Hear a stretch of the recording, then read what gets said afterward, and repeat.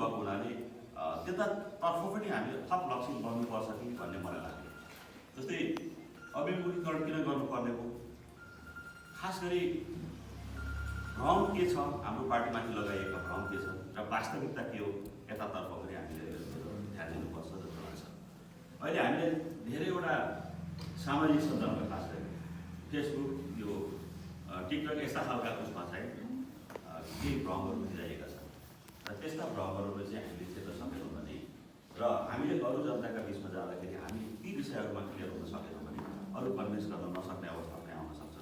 त्यसो भएको हुनाले हामीले त्यो अभिमुखीकरणलाई चाहिँ अलिकति प्रायोरिटीमा राखेर जानुपर्छ कि भन्ने मलाई लाग्छ र आज त्यो अभिमुखीकरणसँग जोडिएर चाहिँ हामीले योजना बनाएको जस्तो त्यति लाग्यो।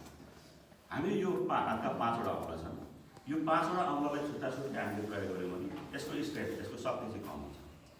तर यो 5वटाले यसरी मुक्ति बनायो भने, जस्तै हेर्नुहोस्, यो वडा, यो चाहिँ पालिका, यो जिल्ला, यो प्रदेश र यो केन्द्र, यो सबै यसरी हामीले एकमुष्ट ढङ्गले जनताका बिचमा गऱ्यौँ भने यो मुद्दाले यता पनि प्रहार गर्न सकिन्छ र तल भएको उस्तै परे इटा पनि खटाउन सकिन्छ।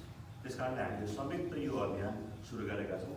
जिल्ला कमिटीले त्यही ढङ्गले काम विभाजन गरेको छ, पार्टी केन्द्रीयका सदस्य कमिटीहरूलाई अनुगमनको जिम्मा दिएको छ, प्रदेशका कमिटीहरूले अर्को ढङ्गले काम जिम्मा लिनुभएको छ, जिल्लाले त्यही अनुसार छ, पालिकाले त्यही अनुसार छ भने वडाले पनि त्यही अनुसार काम गरेको छ।